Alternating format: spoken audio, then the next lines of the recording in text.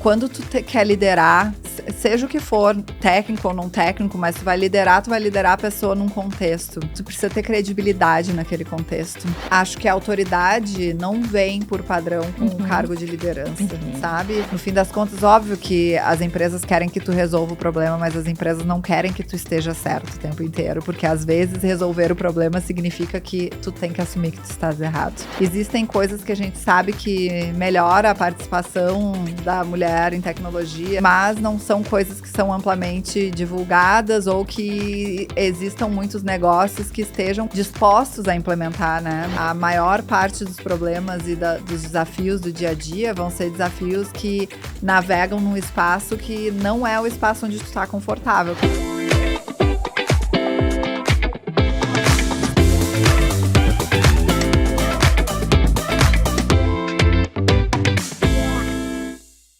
Olá, que bom ver você aqui novamente. Meu nome é Milena Brentan e você está assistindo Pode Liderar Podcast, uma série de entrevistas sobre liderança, cultura e desenvolvimento humano, com histórias inspiradoras e pessoas mais inspiradoras ainda. E hoje eu estou com uma pessoa que é super relevante no mercado de tecnologia no Brasil e na América Latina. Hoje ela mora na Suíça. Ela já foi CTO, que é o cargo máximo de tecnologia da Vetex, já foi CTO da Único, já foi liderança do Google, do Facebook. Hoje ela é cofundadora de uma empresa que ela vai explicar um pouco mais pra gente. Então eu tô super feliz de receber aqui a Fernanda Weiden. Obrigada pelo convite, tô super feliz de estar aqui. Bom, Fernanda, a gente se conheceu, eu entendi sua história e eu fiquei assim, arrepiada com a sua história inteira, de tudo, né? Eu acho que não só de tudo que você conquistou, mas de muita coisa que a gente conversou e que você se posicionou no telefone pra mim, que eu achei bem interessante. E eu acho que nada melhor do que a gente começar a nossa conversa trazendo um pouco a sua trajetória. Claro. Né? Como é que você chegou no momento onde você tá e como é que foi essa passagem por essas empresas que você passou? Claro. E a gente contando assim de trás pra frente, parece que foi tudo planejado, né? Tudo, né? Muito claro. Sabia desde criancinha. Né? Tá tudo conectado. Exato. Mas eu me criei em Porto Alegre, eu sou de uma família de classe média baixa em Porto Alegre, e eu sempre fui muito curiosa. Meu pai é músico, minha mãe costureira. E com 13, 14 anos de idade, eu tinha uma super curiosidade em começar a brincar mais com computadores. A minha família não tinha condições de comprar um computador para mim, mas eles se ferravam para conseguir pagar a mensalidade da minha escola particular, que também não era muito boa, mas é aquela coisa, né? Quero dar uma educação boa para os meus filhos. E aí eu fiz uma proposta para minha mãe, digo, cara, tu não consegue pagar essa mensalidade, era colégio católico e ficava chamando as crianças na sala da supervisão para xingar que os pais não te pagam a mensalidade como se fosse a minha culpa, sabe? Aquelas coisas malucas de anos 90, né, no Brasil. E aí eu falei, então faz o seguinte, tem esse computador aqui que se tu pagar em 24 vezes, a mensalidade é metade do preço da mensalidade da minha escola e eu vou estudar numa escola pública. E a minha mãe topou a proposta, e assim que eu conquistei o meu primeiro computador, e naquela época, a gente está falando aí de 95, a internet era super nova no Brasil, então o computador vinha com 10 horas de acesso à internet grátis. Olha que maluquice, né, falar disso hoje. Era um luxo, 10 horas de acesso grátis. Um luxo. O computador já era um luxo, né, maravilhoso. Eu lembro que meu pai entrava no quarto, o que eu fiz? Olha aí, tem um carro estacionado nesse canto, sabe? Aquela coisa. Enfim, foi assim que começou a minha trajetória, muita curiosidade. As pessoas que acessavam a internet naquela época eram pessoas que estavam dentro dos diretórios acadêmicos das universidades no Brasil. A universidade não era para todos e enfim... E através dessas pessoas e dessas trocas, eu acabei me envolvendo, queria instalar Linux no meu computador, e a coisa de eu ser sempre muito curiosa acabou me levando um pouco para essa área e fazendo com que, eu falo que não foi muito eu escolhi, assim, né, a gente acabou se escolhendo, porque foram noites acordada na frente do computador, aí depois brincando com Linux, e aí... Eu acabei entrando na faculdade quando eu tinha 16 anos para estudar para ser professora de matemática. Você entrou na faculdade com 16 anos? Sim. Nossa, super cedo. Sim, é que eu comecei a estudar um pouco antes, porque quando eu entrei no jardim de infância, eu não tinha paciência para ficar pintando, e aí eu falei para minha mãe, não quero ficar aqui pintando, eu quero aprender a ler e escrever. E aí eles fizeram um teste lá e me passaram para a primeira série, então eu acabei entrando, fazendo tudo pelo menos um ano antes do que as pessoas da minha idade. Eu sempre fui a mais nova da sala. Enfim, na faculdade de matemática, quando eu comecei a aprender lógica, matemática, eu falei, nossa, para isso, aqui é legal, sabe? E aí eu sabia que eu não queria ser professora de matemática mesmo. E essa época, imagina, era ano 2000. Então, tinha aquele boom, a bolha da internet, né? E no Brasil, tinha muita empresa de tecnologia aqui em São Paulo. Eu sou de Porto Alegre, como eu disse. E uns amigos meus tinham recebido proposta de emprego para vir trabalhar em São Paulo, nessa área de tecnologia. E aí, acabou rolando também um trabalho para mim. E aí, eu acabei vindo trabalhar nessa área. E enfim, assim foi virando. Eu comecei a trabalhar numa empresa depois de um tempo que era prestadora de serviços da Varig, que quem é mais novo talvez não reconheça, mas era a maior empresa aérea do Brasil. Eu aprendi muito lá. E nessa época, eu acho que teve um momento que foi um momento pivotal, assim, na minha carreira, que eu não tinha faculdade, eu trabalhava nessa área e eu sempre tive a insegurança, assim, será que eu sei fazer essas coisas que eu sei? Então, tinha uma empresa que chama Red Hat, que eles são muito grandes nessa área de infraestrutura, Linux, essas coisas. E eles tinham começado a fazer uma certificação que chamava de Red Hat Certified Engineer. E eu falei, cara, eu vou fazer essa prova, porque se eu tiver essa prova, eu vou ter um certificado, alguma coisa que diz que eu sei fazer aquilo que eu estou fazendo. Eu tinha deixado a universidade, eu tinha tentado começar a estudar ciência da computação, mas eu achei muito pesado, porque eu trabalhava de manhã até a tarde, ia para a faculdade depois, e fazer isso tudo em São Paulo de ônibus, de lá e para cá. Ficou super pesado, eu não consegui conciliar. E aí eu fui fazer a prova e quando eu passei nessa prova, eu descobri, por causa do centro de treinamento onde eu fiz a prova, etc., que eu era a primeira mulher na América Latina que tinha me certificado. Uau! E com isso... E até então você tinha estudado sozinha? Sozinha. É sozinha, assim, a gente aprende no ambiente de trabalho, aprende com as pessoas que estão na nossa volta, muito, né? Mas sim. E daí Cara, quando aconteceu isso, eu comecei a olhar, mas parei um pouquinho, né? O que existe aqui? E software livre estava muito em evidência no Brasil. Tinha muita comunidade, muita troca online. Era a comunidade tecnológica muito forte no Brasil naquela época. E aí eu comecei a conhecer mais pessoas e comecei a participar de eventos, comecei a me envolver. Eu organizei por muitos anos, ajudei a organizar um dos maiores eventos do mundo de software livre que acontecia em Porto Alegre, o Fórum Internacional. E através disso, enfim, muita coisa. Acabou que quando a IBM veio para o Brasil, ela já estava aqui no Brasil há muito tempo, mas a ideia de abrir um centro de desenvolvimento de software livre, open source aqui no Brasil... uma pessoa alta que trabalhava na IBM falou, Fernanda, a gente quer que tu venha trabalhar aqui com a gente, tu é tipo um ícone na comunidade e tal, e aí eu fui trabalhar na IBM. Essa foi outro momento super importante na minha carreira, porque a IBM foi que me expôs a viagens internacionais, eu me vi sendo obrigada a falar inglês até aquele momento na minha vida, eu lia inglês com os manuais do computador, né, porque... Em Linux tem um comando que tu digita que chama man, que é de manual, né? Man page.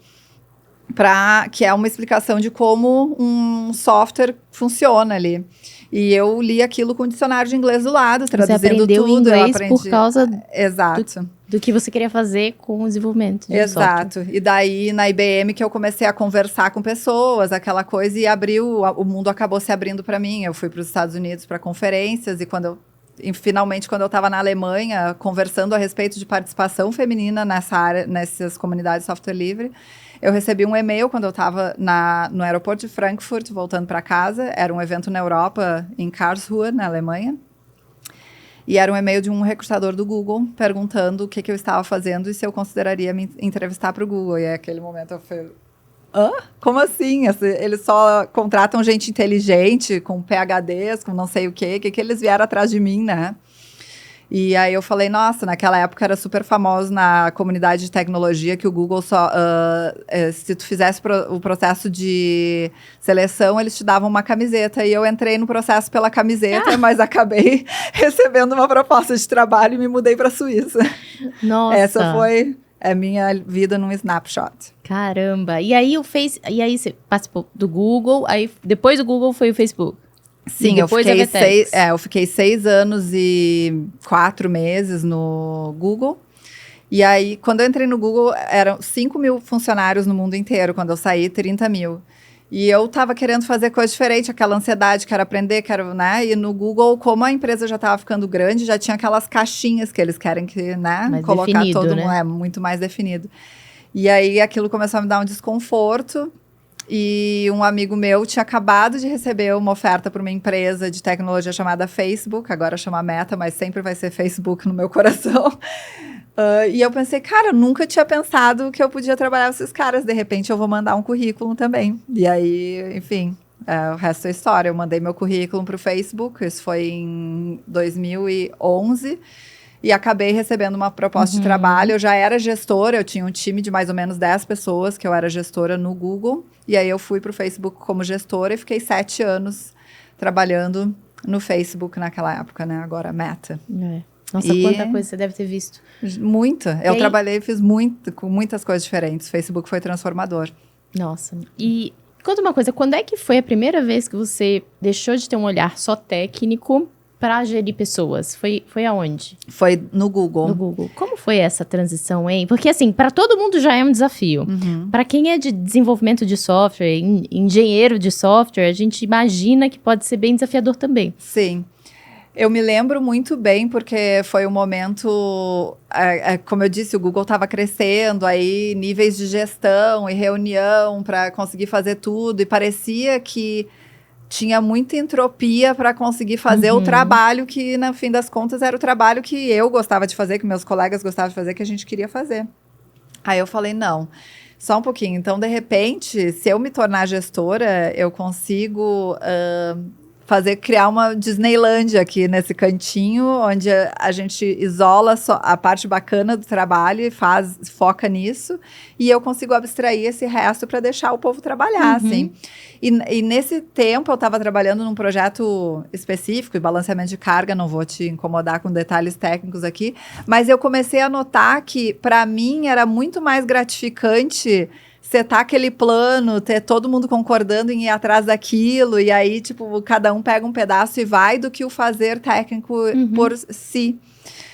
E acho que foi aí que começou a virar uma chave e eu comecei a me interessar por gestão de pessoas. Foi algo que você descobriu que você gostava, assim, é isso? É uma descoberta ou redescoberta, né? Eu lembro que quando eu estava ainda na escola, 3ª, 4ª série, a minha mãe era chamada muitas vezes na escola, a Fernanda não para de falar, a Fernanda não para de conversar, a Fernanda não para de interromper a aula, porque eu escutava tudo uma vez e estava... Para mim era já suficiente. entendia e ia fazer outra coisa mais interessante. Exato, conversar com todo mundo. E uma das professoras, muitas professoras me chamavam de chata, né? Ah, Fernanda atrapalha, não sei o quê, mas teve uma professora que disse para minha mãe nessas palavras, Fernanda é uma líder nata. E, enfim, essas coisas acabam voltando na nossa cabeça, né? Olhando do futuro, mas não tinha ideia do que isso significava naquela época. Mas eu acho que eu sempre tive alguma... comigo, assim, essa coisa de liderança sempre foi muito, muito forte. É porque parece muito mobilização de pessoas também, né? Tu trabalha muito com o que motiva, o que te motiva a estar aqui hoje, por que a gente... o que faz com que eu e tu consigamos concordar que a gente vai fazer um negócio junto, e o que faz com que não funcione também, né? Eu acho que tem muito disso. Exato. E trabalhando com tecnologia há tanto tempo, e hoje você tem a sua empresa, que é o Colo Alfredo, que a gente vai falar um pouquinho mais dela também. Qual é o maior desafio de uma liderança técnica, da sua experiência e das pessoas que você gerenciou também? Eu acho que é o equilíbrio, porque assim, olha, quando tu quer liderar, seja o que for, técnico ou não técnico, mas tu vai liderar a pessoa num contexto.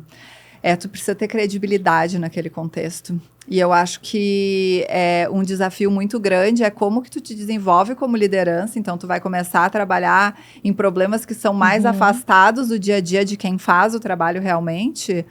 Mas tu ainda tem que ter credibilidade técnica para ter um papo com aquela pessoa que está fazendo trabalho no dia a dia, não falar assim, mas do que a Fernanda está falando? Ela não tem ideia do que está acontecendo aqui. Não, eu tenho ideia do que está acontecendo ali. Eu já fiz esse trabalho e eu tenho empatia pela pessoa. Eu acho que uma coisa super importante de gestão, as pessoas querem ser vistas, né? Ninguém quer ser mais uma cog in an engine, né? As pessoas querem ser vistas. Eu acho que enxergar as pessoas e não perder esse olhar de enxergar o ser humano também é uma coisa super importante em gestão. Sim.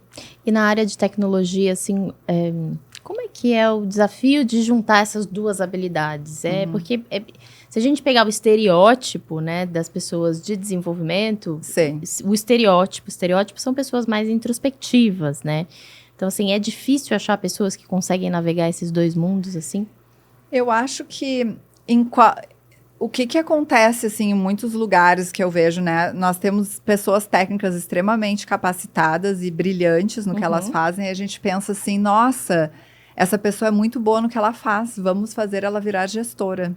Sem se dar conta que gestão é uma carreira completamente diferente. Se antes o centro do teu universo é tecnologia e o fazer da tecnologia, quando tu te torna gestor, aquilo é só o contexto onde gestão acontece, mas gestão é gestão igual, seja em tecnologia ou em marketing ou em vendas, a essência de gestão, que é cuidar das pessoas, cuidar dos projetos, sabe? Cuidar das dinâmicas de time, é a mesma. Então, acho que essa é a maior, um dos maiores desafios, porque tu vai ver que é difícil flutuar, assim, especialmente se tu é um introvertido que gosta de ir a fundo nos problemas, sabe?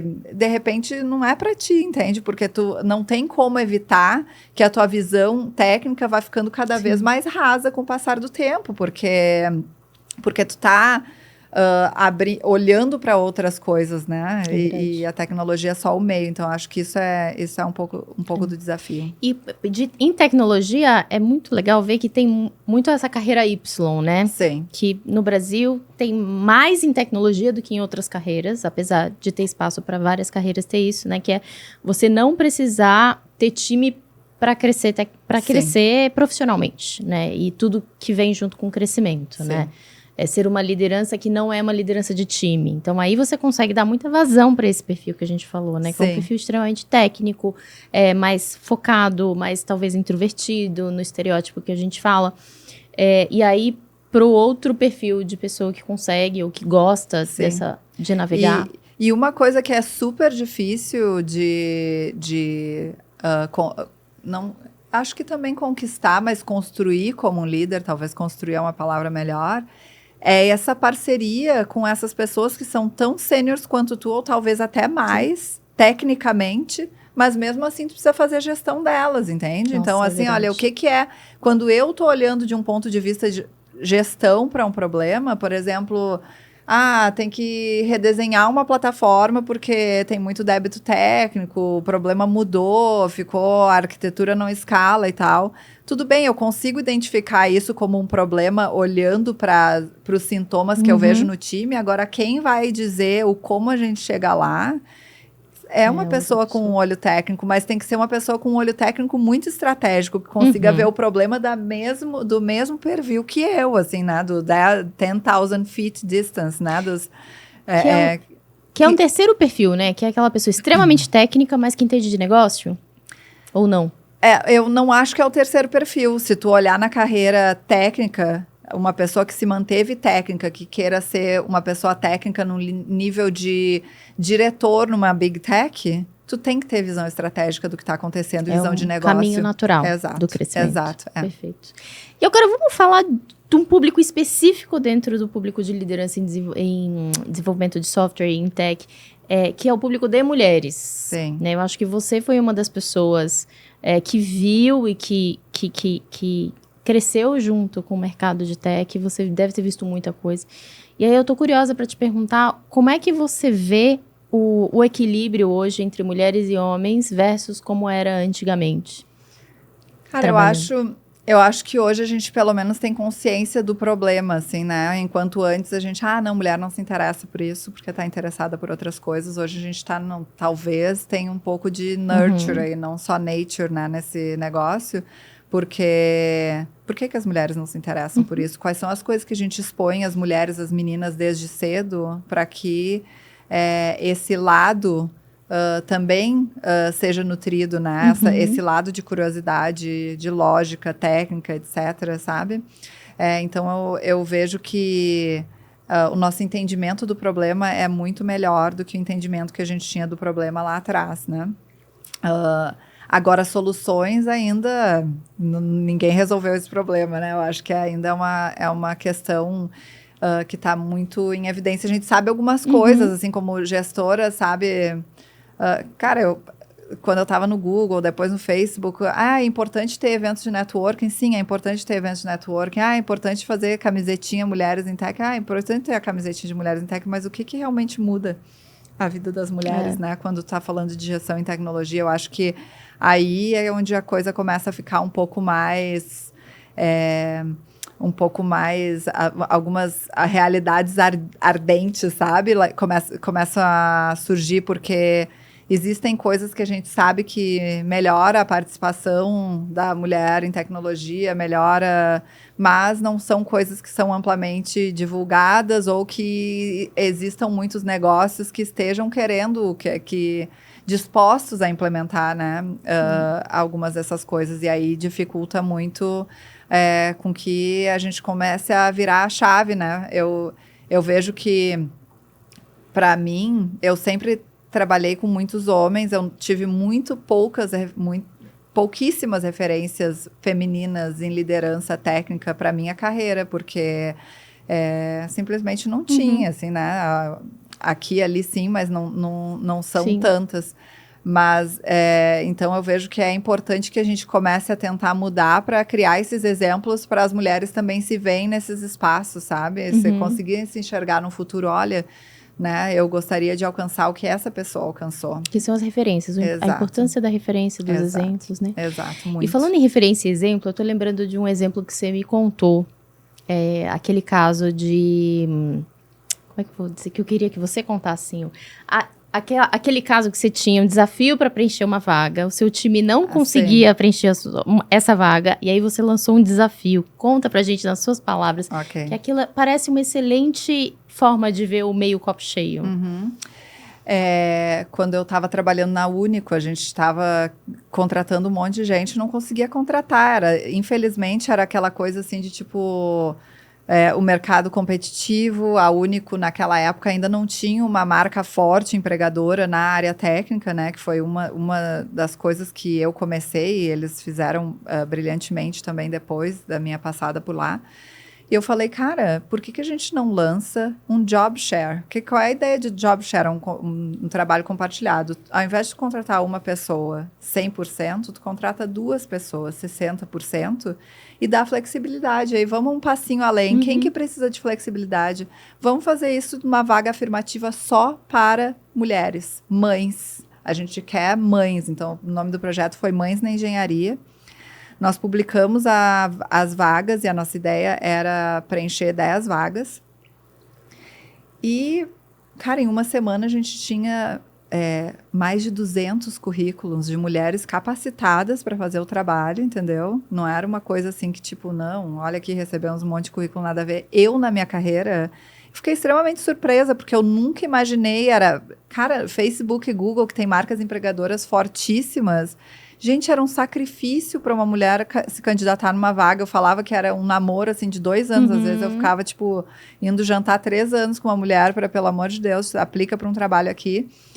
E aí, de um dia para a noite, a gente lançou Mães na Engenharia, divulgamos o programa e estava lá mais de 200 mulheres se candidatando à vaga, porque era part-time, porque ia dar condições de elas continuarem cuidando dos seus filhos, mas também... tendo uma participação ativa num mercado de trabalho que normalmente se fecha para elas nessa, né? Mais de 50% das mães, depois da licença maternidade, saem do mercado de trabalho em 2 anos, né? No Brasil.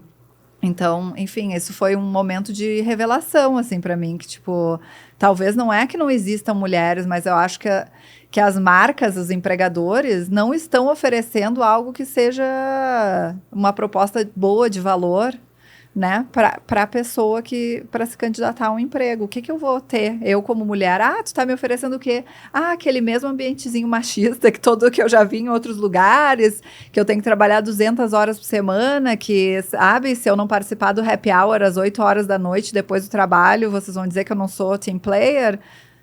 Por quê? Né?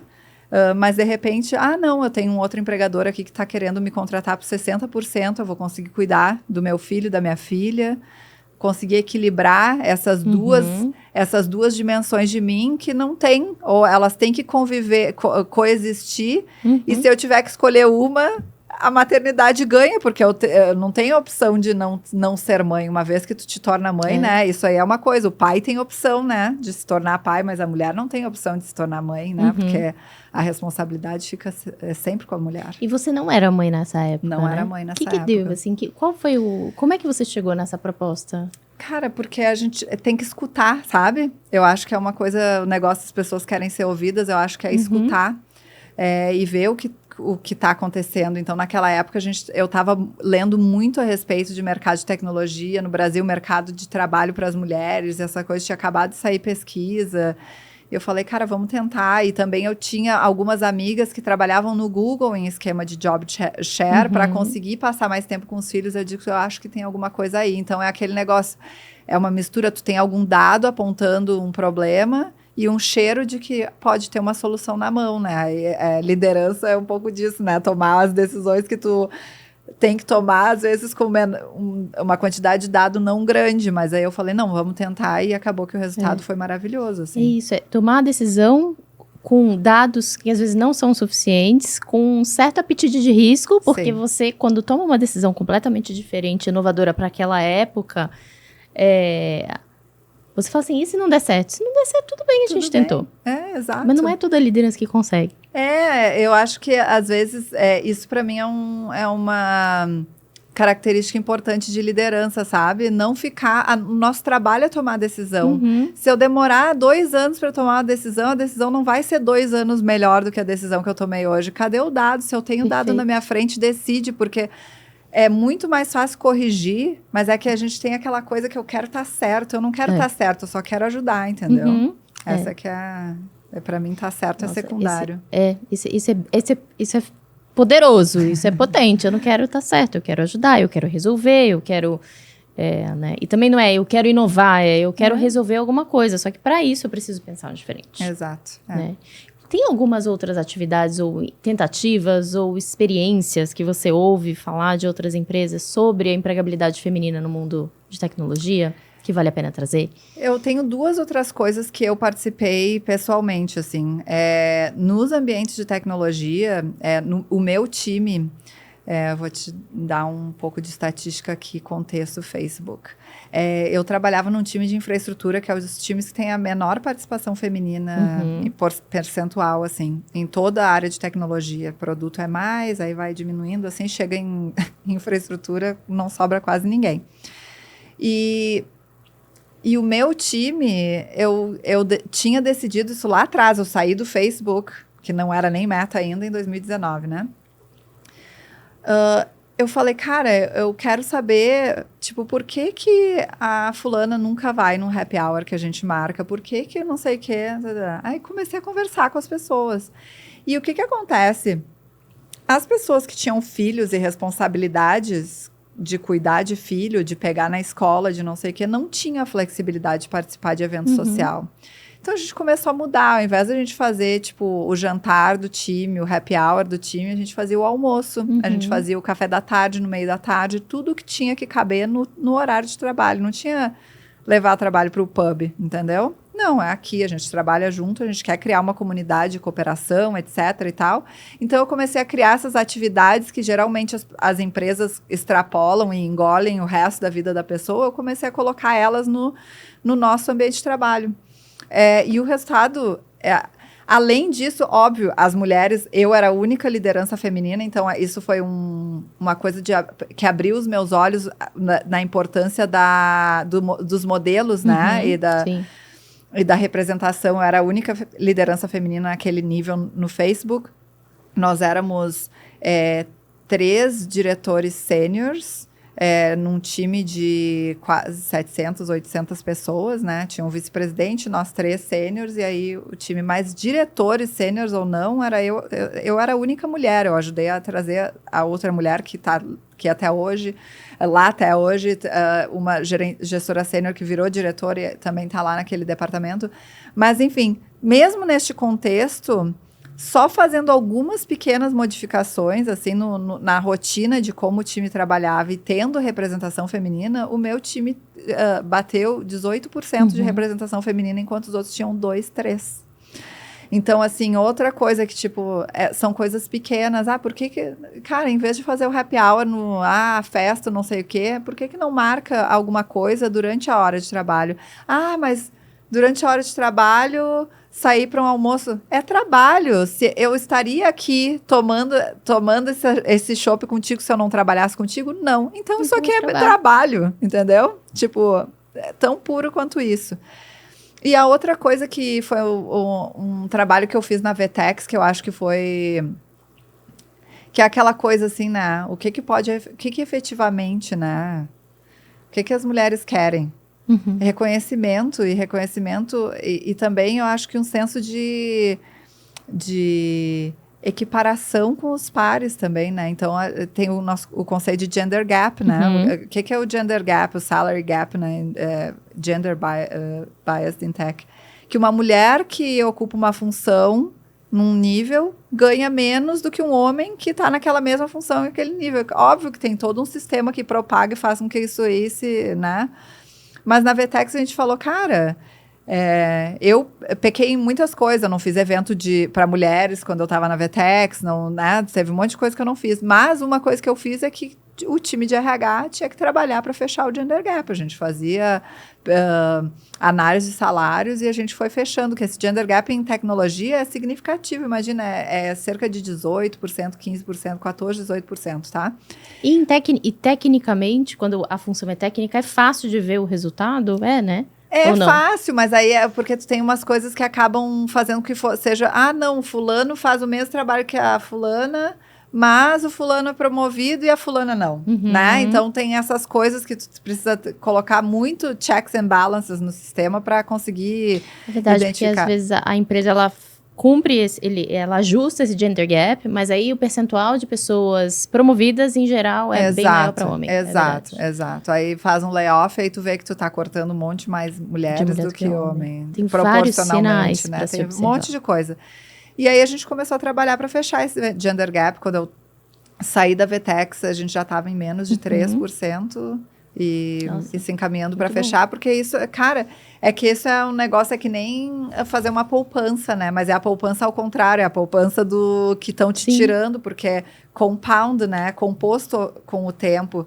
E aí tu pensar o quanto de diferença financeira, né, de ganho financeiro que uma mulher tem ao longo da vida por ganhar. Não, mas é só 5%, é só 10%, é só 15%, acumulado ao longo de 25, 30 anos de carreira, é um monte de dinheiro, né? E fora quando tem bônus, quando tem essa premiação pontual que varia de acordo com o salário também. E agora, na Colo Alfredo, fala um pouquinho da Colo Alfredo. Ok, o Alfredito. O Alfredito, como é que caiu essa ideia assim, vou virar uma fundadora de empresa, né? Eu vou falar, a fundadora de empresa foi porque eu falei já quando a gente começou a conversar que para mim a curiosidade, o querer aprender é o meu centro, assim, de motivação. E eu trabalhei a minha carreira inteira. Eu comecei a trabalhar, enfim, quando eu tinha 14 anos, mais 16 anos com tecnologia, e agora eu tô com 42, imagina. Faz anos que eu tô nisso. Mas aí, essa coisa, eu fui pro Google, aprendi muito, é uma das empresas que tem um padrão de qualidade técnica muito alta. Aí eu fui pro Facebook, o Facebook tem uma disciplina muito, muito forte de gestão. Aí, depois disso, eu olhei para o Brasil e tinha um monte de coisa acontecendo no Brasil e já me enfiei em scale-ups, né? Fui para a Único, aí depois fui para a Vetex. Daí, depois disso, eu falei, o que eu vou fazer agora? E aí, para mim, era muito claro que eu queria fazer algo diferente. Daí, como Porque tava muito fácil, né? Muito fácil. Não é... Tô brincando. Mas eu acho que certamente sempre de desafia, mas eu acho que tem assim, o que eu posso fazer para ficar mais desconfortável, né? Desconfortável, não é entrar em sofrimento, Sim, né? É o que eu posso aprender de diferente, Exato. Como é que eu posso crescer mais, Exato. né? Como é que eu expando mais. Exato. E aí, o que aconteceu? Eu comecei, como todo bom empreendedor, a procurar o que é minha tese. E nos últimos 10 anos da minha carreira, pelo menos, o meu trabalho não seria possível se eu não tivesse pessoas ao meu redor me apoiando e me dando suporte. E um desses suportes que eu acho que é super crítico e muito não valorizado, a gente não coloca isso em evidência, é o suporte de um assistente executivo, que tira toda aquela parte logística, operacional, sabe? Eu quero fazer um all hands com o meu time, aí marca a sala, marca o catering, manda os convites, aí quero fazer um swag, uma camiseta, um presentinho, aí tem que fazer aquilo, aí não, mas vamos dar 4 palestras, aí vai atrás do palestrante, arruma o material, combina com todo mundo. Espaço. Aí quando tu vê aquele projeto que é 1 hora da tua agenda, não é 1 hora, é 1 mês da tua agenda, porque toma conta de tudo. E um assistente executivo, quando trabalha bem, quando o engajamento é bom, cara, tira isso da tua mão aí. Tu tá lá só para fazer o trabalho naqueles lugares onde tu adiciona mais valor, entende? E eu falei assim, será que não é possível criar um produto de tecnologia que faça com que mais lideranças tenham acesso a esse tipo de ajuda? Porque, na realidade, o que acontece?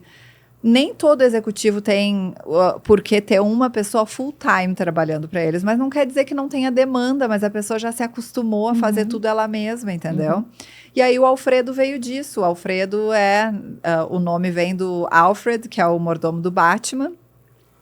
E a ideia é ser essa ajuda. E eu vejo para mim como executiva, como mãe, sabe, cara... É muito importante ter alguém que não seja o pelo amor de Deus, né? Porque a gente acaba tendo as pessoas que a gente fica pedindo favor, mas quando tu contrata um serviço de assistência pessoal, assistência executiva, eu não tô pedindo favor, eu paguei aquele serviço para que me ajude. Então, ser isso, sabe? O Alfredo é isso.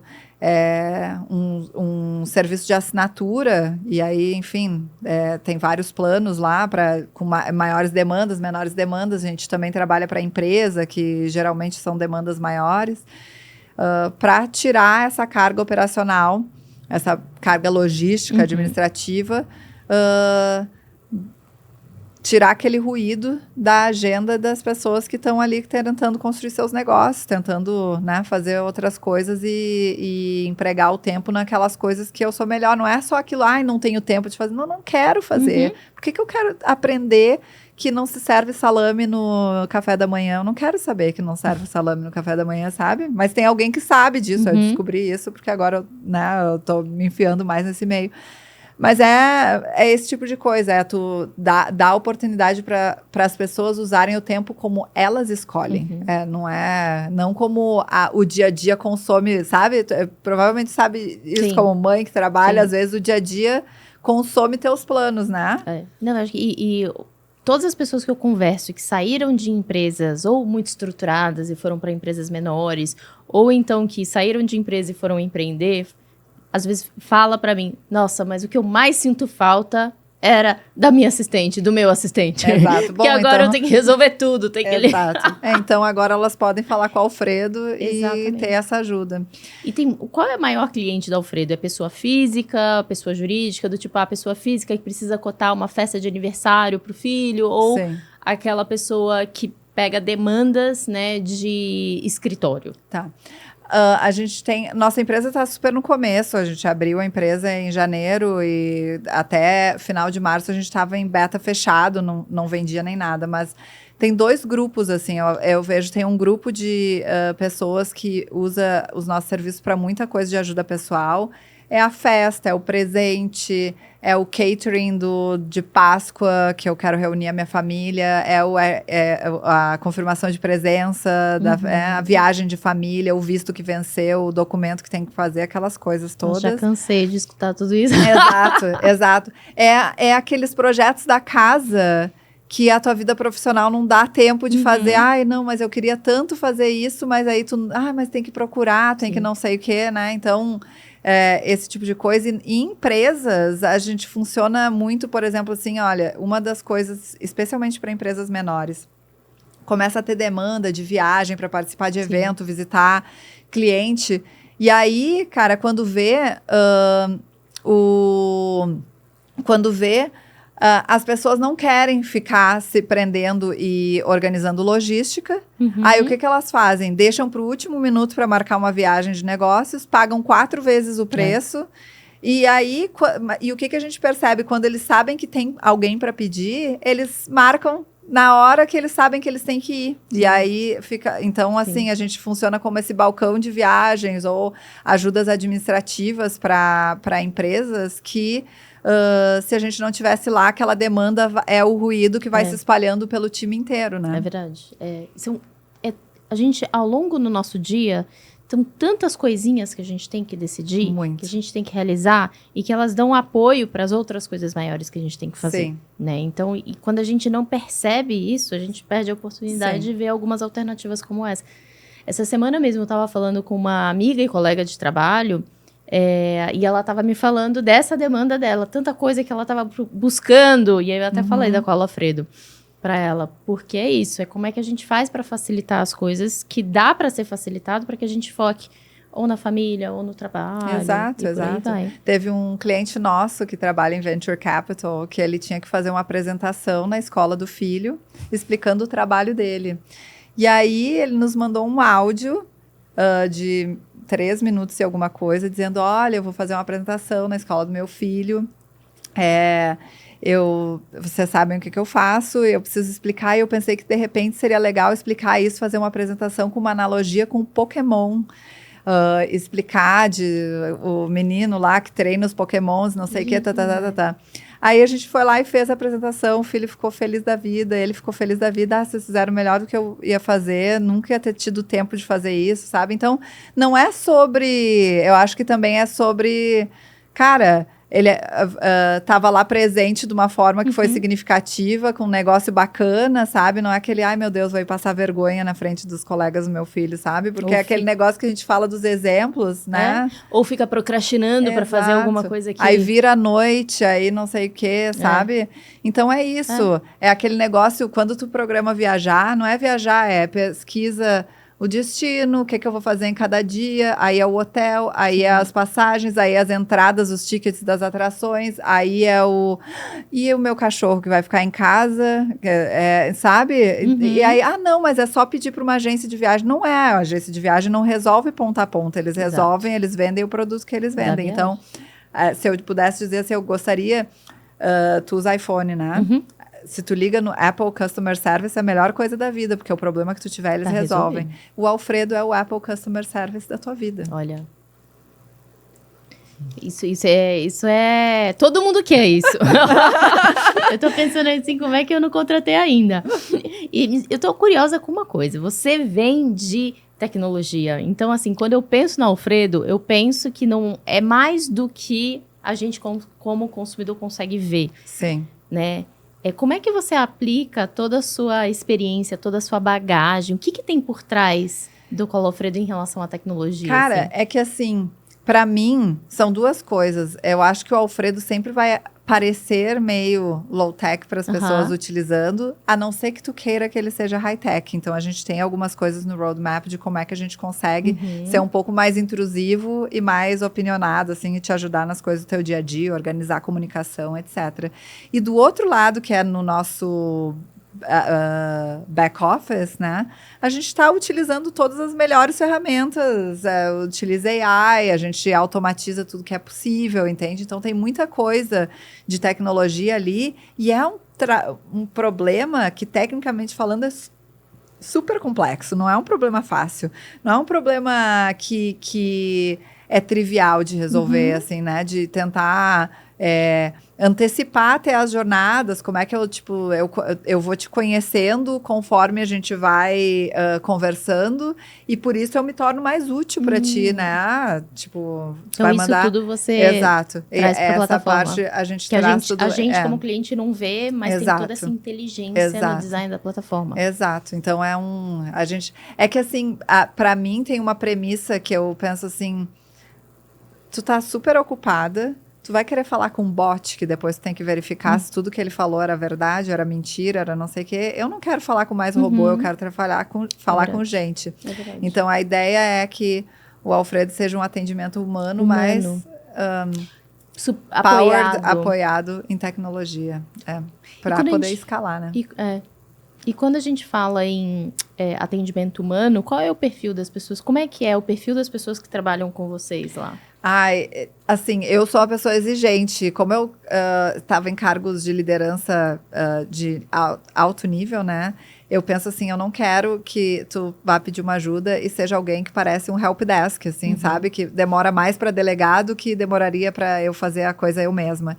Então, para mim, é super importante que sejam pessoas extremamente capacitadas. Então, a gente tem atendimento português, inglês e espanhol. São pessoas com, 10 mais anos de experiência em secretariado executivo, que trabalham com a gente, que já atenderam C-Level.